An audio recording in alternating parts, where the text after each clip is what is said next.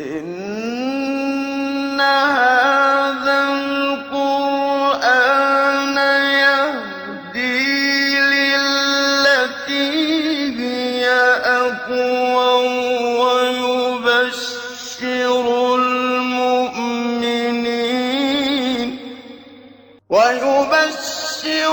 المؤمنين الذين يعملون الصالحات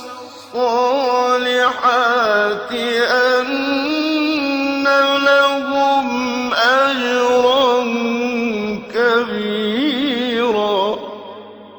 بسم اللہ الرحمن الرحیم. الحمد للہ رب العالمین وبہ نستعین وصلی اللہ وسلم علی سید الانبیاء والمرسلین وعلی آلہ واصحابہ اجمعین ومن تبعہم باحسان الی یوم الدین. اما بعد، سلسلہ تفسیر کی یہ 80/3ویں نشست ہے سورۃ الحج کی، اور اس نشست میں انشاءاللہ سورۃ الحج کی آیت نمبر 25 کی تفسیر ہوگی.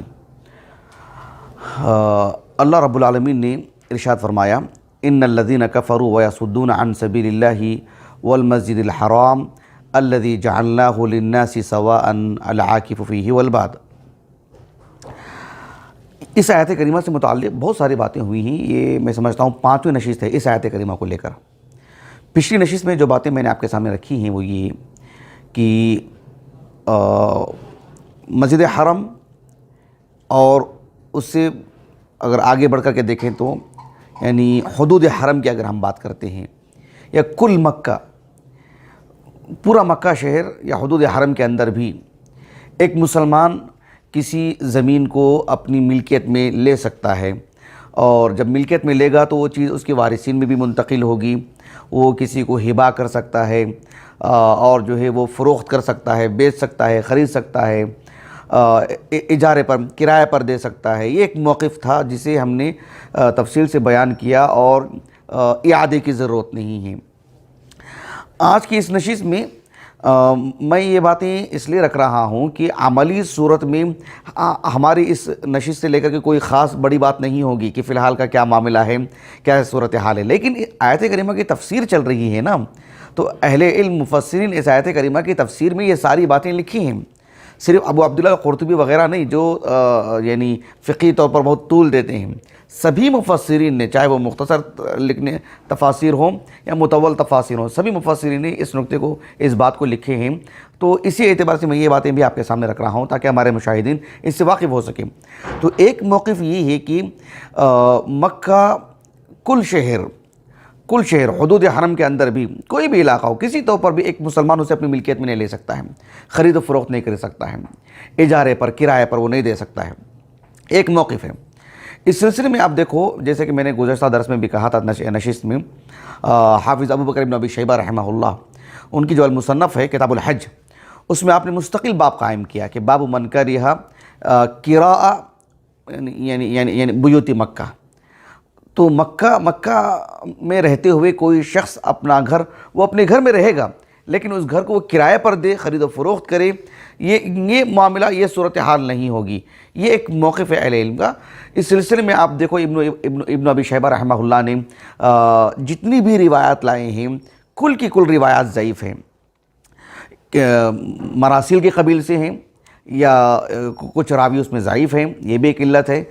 البتہ آپ نے امام مجاہد اور عطا بن ابی رباح، عمر بن عبدالعزیز رحمہ اللہ اجمعین، ان سب اصحاب علم کے فتاوے بھی آپ نے نقل کی ہیں.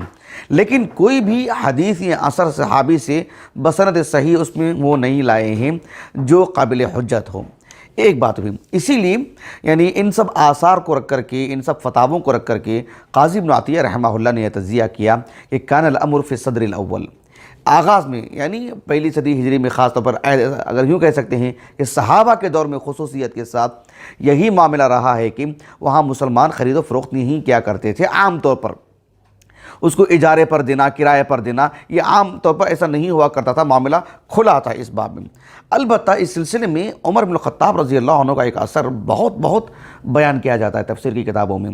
تو اس اثر کو میں اصل کتاب سے پڑھنے کی کوشش کی، جیسے امام عبد الرزاق الصنعانی رحمہ اللہ کی جو المصنف ہے، اس میں کتاب المناسک میں مطول بہت واقعے کے ساتھ انہوں نے اس اثر کو نقل کیا ہے.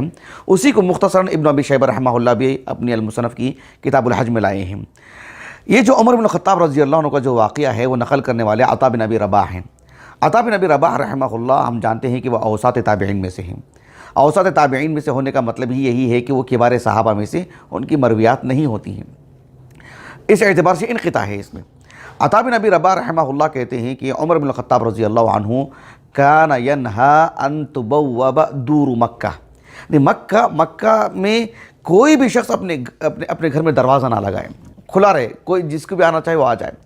دروازہ نہ لگانے سے کیا یہ مراد ہے کہ سرے سے دروازہ ہی نہیں ہوگا, یا دروازہ جو ہے مطلب ہوگا کھلا ہی رہے گا ہمیشہ, جس کو جب بھی آنا چاہے وہ آ جائے, کہیں بھی رہ سکے اور اسے کوئی روک نہیں سکتا, اسے کوئی منع نہیں کر سکتا. یہ عمر بن الخطاب رضی اللہ عنہ سے متعلق. مصنف ابن ابی شیبہ میں بھی یہ بات ہے, اور جو اصحاب علم یہ موقف رکھتے ہیں وہ اس اثر ہی سے جو ہے استدلال بھی کرتے ہیں کہ عمر بن الخطاب کا یہ موقف تھا رحمہ اللہ. جبکہ عمر بن الخطاب رضی اللہ عنہ کا یہ جو موقف ہے یہ تو صحیح سند سے منقول نہیں ہے. کیوں؟ عطا بن ابی رباح رحمہ اللہ وہ جو ہے ان سے متعلق اہل علم کہتے ہیں کہ لم یدرک عمر بن الخطاب رضی اللہ عنہ کا زمانہ نہیں پایا انہوں نے. تو اس میں انقطاع ہے اور یہ روایت سندن صحیح نہیں ہے. وہ جو ابھی اثر میں نے پیش کیا ہے ابھی آپ کے سامنے, سندن تو صحیح نہیں ہے, لیکن اس میں جو مزید جو باتیں ہیں وہ یہ کہ ایک صاحب تھے سہیل ابن عمرو, تو انہوں نے سب سے پہلے جو ہے مکے میں اپنے گھر کو دروازہ لگایا. جب عمر بن الخطاب رضی اللہ عنہ کو اس کا علم ہوا تو آپ نے تنبیہ کی, ڈانٹا ان کو. تو انہوں نے کہا کہ انہوں نے اس کی وجہ بتائی کہ کیوں میں دروازہ لگایا ہوں. اس لیے کہ مکہ شہر ہے, دنیا بھر کے مسلمان وہاں پر آتے ہیں, تو اس میں ایسے بھی لوگ آئے تھے جن کی وجہ سے کچھ چوریوں کی خبریں مل رہی تھیں. یہ بڑے تاجر تھے, ان کا بھی کافی مال چوری ہوا, تو حفاظتی طور پر انہوں نے دروازہ لگایا. تو عمر بن الخطاب رضی اللہ عنہ نے بہرحال ان کو جو ہے مطلب ہاں کہا ان کے لیے کہ ٹھیک ہے بنائیے اپنی حفاظت کے لیے. تو یہ ایک بات تھی. لیکن آغاز کے حد تک بھی اگر اس کو ہم مان لیا جائے تو اس سلسلے میں اللہ کے رسول سے یا صحابہ سے کوئی صحیح سند سے کوئی بات ہمیں نہیں ملتی ہے جس کی بنیاد پر جو ہے ایک موقف کے طور پر اس بات کو لیا جائے. یہ ایک بات رہی. البتہ اتنی بات ہے کہ جو ہے یعنی جس طرح سے مکمل طور پر رخصت کی بات ہے, جیسے امام بخاری رحمہ اللہ کا موقف میں نے پیش کیا آپ کے سامنے, باب ان کا سنایا میں نے آپ کو. امام شافعی رحمہ اللہ نے جو حدیث اسامہ سے جو استدلال کیا, یعنی آپ علیہ السلام نے عقیل رضی اللہ عنہ, انہوں نے تو بعد میں فتح مکہ کے بعد میں اسلام قبول کر لیا تھا, لیکن جب تھے تو کافر تھے نا وہ اس وقت. یعنی علی بن ابی طالب وہ تو اللہ کے ساتھ ہجرت کر کے آ گئے تھے. جعفر بن ابی طالب حبشہ چلے گئے تھے, وہاں سے وہ بعد میں 7 ہجری کو مدینہ آئے. لیکن جو طالب تھے وہ تو بدر میں مقتول ہوئے بطور کافر. تو عقیل جو تھے وہی سارا سرمایہ انہی کو ملا, انہی وہی وارث بنے, اور انہوں نے فروخت بھی کر دیا. فتح مکہ کے موقع پر وہ اسلام قبول کی, کچھ بچا ہی نہیں تھا. اس اعتبار سے اللہ کے رسول نے تو یہی تو کہا صلی اللہ علیہ وسلم, حل ترک لنا عقیل فی رباع مکہ. تو اگر ہوتا تو کیا کرتے, اللہ کے رسول وہاں پر جو ہے مطلب سکونت اختیار فرماتے, وہاں پر قیام فرماتے. یہ بات تھی. تو اس اعتبار سے ایک موقف یہ ہے اہل علم کا کہ مکمل طور پر رخصت, جیسے آپ یہاں ہیں وہاں پر ہیں. البتہ جو ہے جو مشاعر الحرم ہیں وہاں پر آپ کوئی گھر نہیں بنا سکتے ہیں کسی کے لیے, سب کے لیے آزادانہ ماحول, جو ہوگا وہ ہوگا. لیکن ایک موقف یہ ہے کہ اہل علم کا کہ مکے میں آپ اپنا گھر بنا سکتے ہیں, اس کی ملکیت آپ کی ملکیت, وہ آپ کے گھر میں آپ کی ملکیت میں ہو سکتا ہے, وہ گھر خرید و فروخت بھی ہو سکتا ہے, لیکن کرائے پر نہیں دے سکتے ہیں. آپ چاہیں بیچیں تو بیچ دیں کسی کو, لیکن آپ کرائے پر کسی کو نہیں دے سکتے ہیں. لا تؤجر تورث ولا تؤجر. اس اعتبار سے آپ دیکھو, میں نے گزشتہ نشست میں بھی اس کا آدھا حصہ ذکر کیا تھا میں, کہ حافظ ابن کثیر رحمہ اللہ کہتے ہیں, وعلیکم السلام ورحمۃ اللہ, حافظ ابن کثیر رحمہ اللہ کہتے ہیں یعنی اس آیت کریمہ کی تفسیر میں دلچسپ بات آپ نے لکھی, وہ یہ ہے کہ امام شافعی اور امام اسحاق ابن راہویہ رحمہ اللہ, ان دونوں کے درمیان اسی مسئلے کو لے کر کے گفتگو ہو رہی تھی مسجد خیف میں, اور وہاں پر امام احمد بن حنبل بھی حاضر تھے. مسجد خیف اس سے متعلق میں جو ہے نا اب اچانک میرے دل میں بات آ رہی ہے کہ میں عرصے سے جو ہے کوشش کر رہا ہوں اس کی, اللہ توفیق عطا فرمائے. آپ اخوان بھی اس کے لیے قدم اٹھائیے کچھ. ایک تو مسجد خیف کا تعارف وغیرہ جو ہے, ساتھ میں جو ہے یعنی اہل علم کا ہمیشہ سے مرکز رہی ہے وہ مسجد, شروع دن سے عہد رسالت سے لے کر کے ہمیشہ سے, یعنی حج میں جاتے ہیں علماء تو آج کے اس دور میں بھی وہ یعنی علم کا مرکز رہی ہے, خاص کر ایام تشریق وغیرہ میں. تو یہ اسحاق بن راہویہ اور امام شافعی کے درمیان جو بحث تھی، جو اختلاف ہو رہا تھا، وہ اسی مسئلے کو لے کر کے امام شافعی نے تو حدیث اسامہ سے استدلال کیا، لیکن اسحاق بن راہویہ رحمہ اللہ نے جو موقف اختیار کیا وہ یہ کہ کسی کی ملکیت میں وہ زمین ہو سکتی ہے، وہ گھر ہو سکتا ہے، وراثت میں جا سکتا ہے، لیکن وہ اجارے پر نہیں دے سکتا، کرائے پر نہیں دے سکتا ہے۔ اور ابن کثیر رحمہ اللہ نے کہا کہ وہ ہذا یعنی کیا کہتے ہیں مذہب طائفۃ من السلف، سلف کی ایک بڑی تعداد کا یہ موقف ہے، یہ کہنا چاہتے ابن کثیر رحمہ اللہ۔ حافظ ابن القیم رحمہ اللہ کی جو زاد المعاد ہے، اس میں آپ نے جو اللہ کے رسول کا جو حج ہے صلی اللہ علیہ وسلم، اس کو بیان کرتے ہوئے مکے کا ذکر ہوا اور فتح مکہ سے متعلق آپ نے بہت مفصل لکھا اس بحث کو لے کر کے کہ وہاں کی زمینوں کا، وہاں کے گھروں کا کیا معاملہ ہے، بہت بہت مفصل، طرفین دونوں کی آپ نے دلائل ذکر کی، پھر جو ہے ہر باب میں گفتگو کی آپ نے، لیکن آپ نے یہی بات کہی ہے کہ جو ہے خرید و فروخت ہو سکتی ہے، لیکن کسی کو اجارے پر نہیں دے سکتے آپ، کرائے پر نہیں دے سکتے آپ۔ یہ ابن القیم رحمہ اللہ نے موقف اختیار کیا ہے۔ حافظ ابن تیمیہ رحمہ اللہ نے بھی مجموع الفتاوی میں بہت ہی کسی سائل کا جواب دیتے ہوئے آخر کار یہی بات آپ نے لکھی کہ جو ہے دونوں اقوال ہیں، لیکن جو ہے درمیانی قول یہی ہے کہ جو ہے وراثت میں تو وہ جا سکتی ہے، ملکیت میں آ سکتی ہے تو وراثت میں بھی جا سکتی ہے، لیکن وہاں پر اجارہ کسی کو کرائے پر نہیں دے سکتے۔ یہی بات جو ہے کہی ہے ابن تیمیہ نے رحمہ اللہ، گویا کہ اصح القول کہا ابن تیمیہ رحمہ، اصح القولین کہا ابن تیمیہ رحمہ اللہ نے۔ اس کے باوجود ہم دیکھتے ہیں، خاص کر آپ تراجم رجال پر جو لکھی گئی کتابیں ہیں، آپ دیکھو دور دراز کے علماء جو مکہ میں آتے تھے، ان کی سوانح حیات میں بات لکھی ہوئی رہتی ہے کہ جو مکہ میں رہتے تھے تو وہ کرائے پر جو ہے مطلب رہتے تھے۔ ابن حجر رحمہ اللہ نے تو مطلب خوب لکھا ہے، جگہ جگہ پر تہذیب و تہذیب میں اور تہذیب الکمال میں بھی ایسے واقعات مل جائیں کہ جو اہل علم وہاں پر کرائے پر دے کر کے رہتے تھے۔ ابن حجر کا مستقل رسالہ ہی ہے اس باب اس سے متعلق، میرے پاس ہے غالباً، چھوٹا سا رسالہ ہے اسی موضوع کو لے کر کے۔ خیر، یہ ایک بات کی حد تک بات ہے، لیکن جن علماء نے یہ کہا کہ جو ہے وہ وہاں کا اجارے پر سب نہیں ہو سکتا ہے معاملہ، کسی کو کرائے پر نہیں دے سکتے ہیں، دلیل کیا ہے ان کی؟ انہوں نے جس حدیث سے استدلال کیا ہے وہ قابل غور ہے، اگر وہ سندن صحیح نہیں ہے تو اس سے پھر احتجاج بھی نہیں ہو سکتا، استدلال نہیں کر سکتے ہیں۔ میں حدیث آپ کے سامنے رکھتا ہوں، آپ اہل علم میں آپ تجزیہ کیجئے اس حدیث کے صحت و ذوب سے متعلق۔ وہ حدیث کیا ہے؟ امام ابن ماجہ رحمہ اللہ اپنی السنن کی کتاب المناسک میں لائے ہیں ایک حدیث مبارکہ، اور امام ابن ماجہ نے باب قائم کیا ہے کہ باب اجری بیوت مکہ، کہ مکہ کے جو گھر ہیں اس کو آپ کرائے پر دے سکتے کہ نہیں دے سکتے ہیں۔ لیکن جس سند سے حدیث لے کر کے آئے ہیں، جو اللہ کے رسول علیہ السلام کے عہد کا جو قصہ سنا رہے ہیں، جو خبر دے رہے ہیں، وہ صاحب علقمہ نام ہے ان کا، علقمہ بن نضلہ، غور کیجئے اس نام پر، علقمہ بن نضلہ بن عبد الرحمن الکنانی المکی۔ اب یہ جو صاحب ہیں یہ کہتے ہیں کہ توفی رسول اللہ صلی اللہ علیہ وسلم و ابو بکر و عمر، یعنی اللہ کے رسول کا انتقال ہو، کیا مطلب؟ جب تک اللہ کے رسول تھے، جب تک ابو بکر خلیفہ تھے، اور عہد فاروقی میں بھی گویا کہ 25 ہجری تک کی اگر ہم بات کر سکتے ہیں، 24 ہجری تک، تو کہتے ہیں کہ وَمَا تُدْعَى رِبَاعُ مَكَّةَ إِلَّا الصَّوَائِبِ، رباع مکہ ای دور مکہ، بیوت مکہ، وما تدعى رباع مکہ، مکے کے جو گھر ہیں، جتنے بھی گھر ہیں، وہ اللہ کے رسول کے زمانے میں، عہد صدیقی میں، عہد فاروقی میں، ما تدعى، ان کو کیا نام دیا جاتا تھا؟ مطلب ما تدعى رباع مکہ تھا الا الصوائب، انہیں صوائب کا نام دے دیا جاتا تھا۔ سورۃ المائدہ کے اواخر میں ہی نہیں، ما جعل اللہ من بحیرۃ ولا صائبۃ، صائبہ کس کو کہتے ہیں؟ اس اونٹنی کو جو وہ غیر اللہ کے نام پر چھوڑ دیتے تھے کہ بھائی اب یہ کسی کی ملکیت میں نہیں رہے گی، یہی نہ مانا ہے۔ تو اللہ کے رسول کے زمانے میں، عہد رسالت میں، عہد صدیقی میں، عہد فاروقی میں، ما تدعى رباع مکہ الا الصوائب، گویا کہ ان سارے گھروں کو کیا نام دیا جاتا تھا؟ الصوائب۔ کیا مطلب ہے؟ یعنی حدیثی کے الفاظ ہیں، من احتاج سکن، جس کو حاجت ہوگی وہ رہے گا اس گھر میں، ومن استغنى، اور مان لیجیے کہ اس گھر میں 2 روم ہیں، من استغنى، جو کمرہ اس کی ضرورت سے باہر ہے، اسکنا، وہ کسی کو رہنے کے لیے دے سکتا ہے لیکن وہ کرائے پر نہیں دے گا، وہ آئے گا رہے گا۔ یعنی اتنی جگہ ہے، آپ کو ساری جگہ آپ کو رہنا ہے تو ٹھیک ہے، رہیے آپ، گھر بنا کے رہیے آپ، لیکن آپ کرائے پر نہیں دے سکتے ہیں۔ کیوں دیں گے آپ کرائے پر؟ دینے کے لیے زائد بات ہے، کچھ اور جگہ ہوگی نا، وہی تو جگہ دیں گے نا آپ کرائے پر، آپ جہاں سوتے ہیں وہی دیں گے کرائے پر، تو آپ کہاں سوئیں گے؟ تو کچھ اور جگہ ہوگی نا۔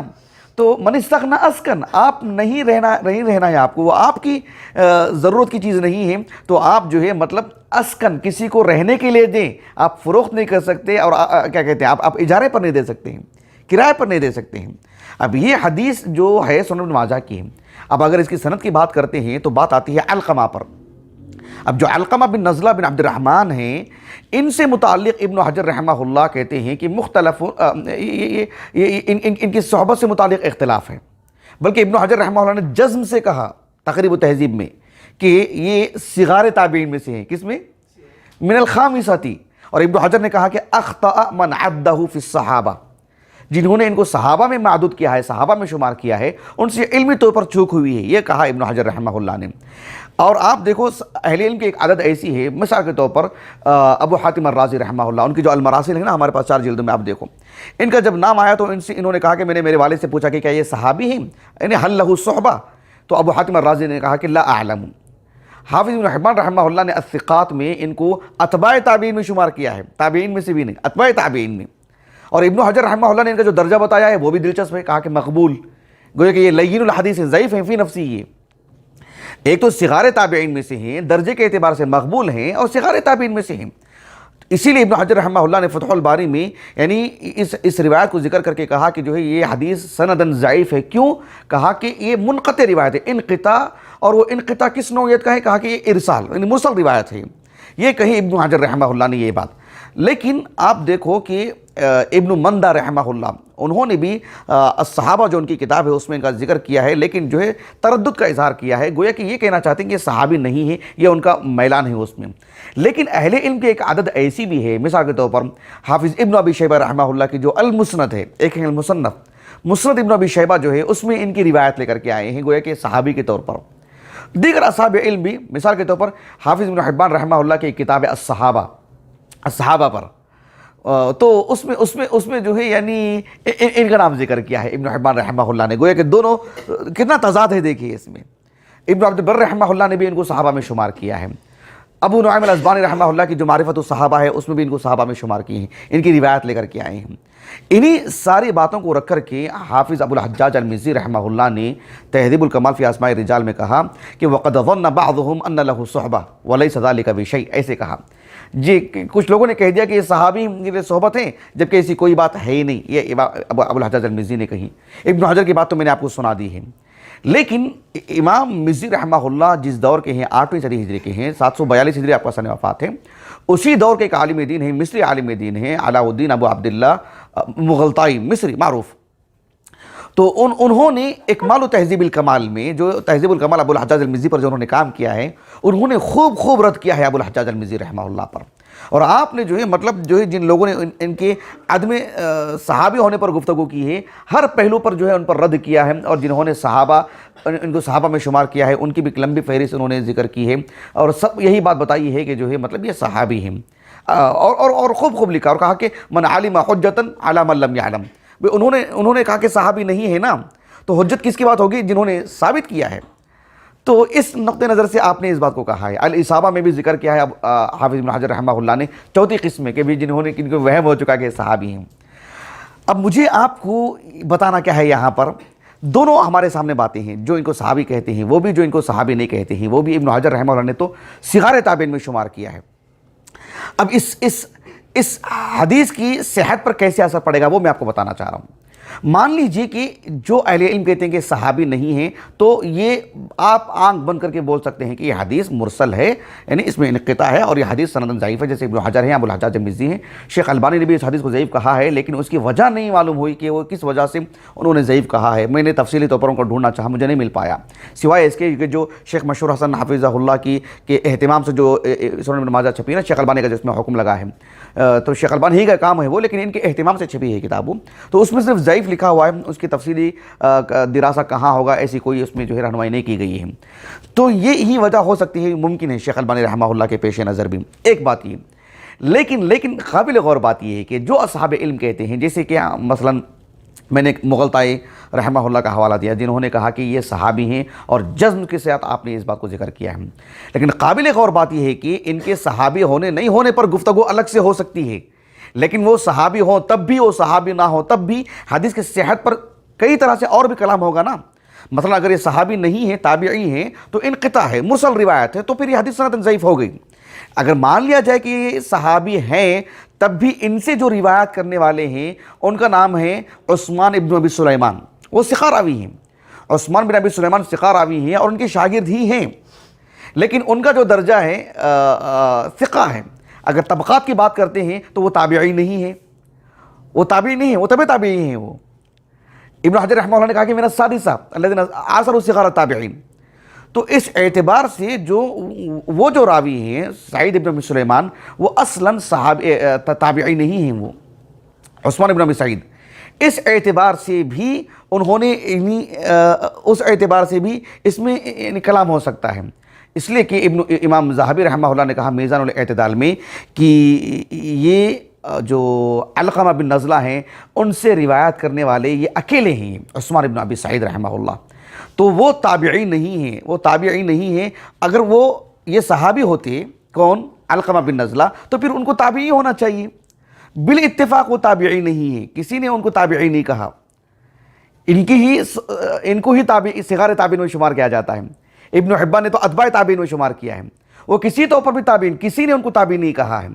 تو پھر ایسی صورت میں آپ جو ہے دونوں طرف سے کسی طور پر بھی اس روایت میں کلام ہے، واللہ اعلم، اس اعتبار سے یہ سندن حجت نہیں ہے۔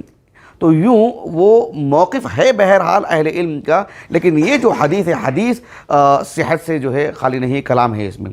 ایک اور حدیث ہے جو بہت ہی ذکر کی جاتی ہے، وہ یہ کہ سنن ابی داؤد میں بھی ہے، کتاب الحج میں، سنن ماجہ میں، ابواب الحج میں ہے، سنن ترمذی میں، یہ حدیث مبارکہ جو ہم کو سنانے جا رہا ہوں کہ ام المؤمنین عائشہ کہتی ہیں رضی اللہ عنہا کہ میں نے اللہ کے رسول سے حج کے موقع پر ہم نے آپ سے پوچھا کہ الا نبنی لک بیتن او بناء فی منی، کہ ہم منی میں آپ کے لیے کچھ گھر وغیرہ کچھ خیمہ وغیرہ نہ لگا دیں، یظلک من الشمس، جو آپ کو جو ہے مطلب دھوپ سے آپ کو سایہ دے دیں۔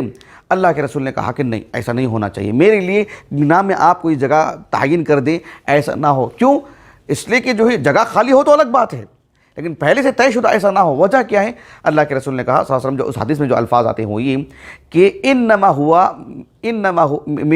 منی جو ہے انما ہوا مناخ کہا اللہ کے رسول نے، مناخ یعنی موضع اناخۃ الابل، اناخ یونیخ اناختن، اونٹ کو باندھنے کو کہتے ہیں، اونٹ کو لگام لے کر کے جو باندھا جاتا ہے، یعنی اونٹ کو جو ہے مطلب کسی جگہ سے باندھ دیا جاتا ہے۔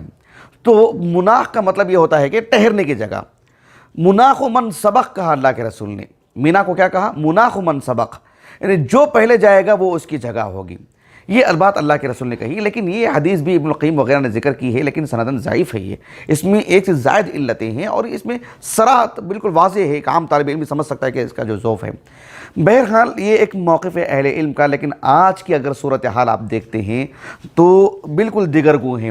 حرم کے اطراف میں جو ہے مطلب ہوٹل بنے ہوئے ہیں، کرائے پر دیے جاتے ہیں۔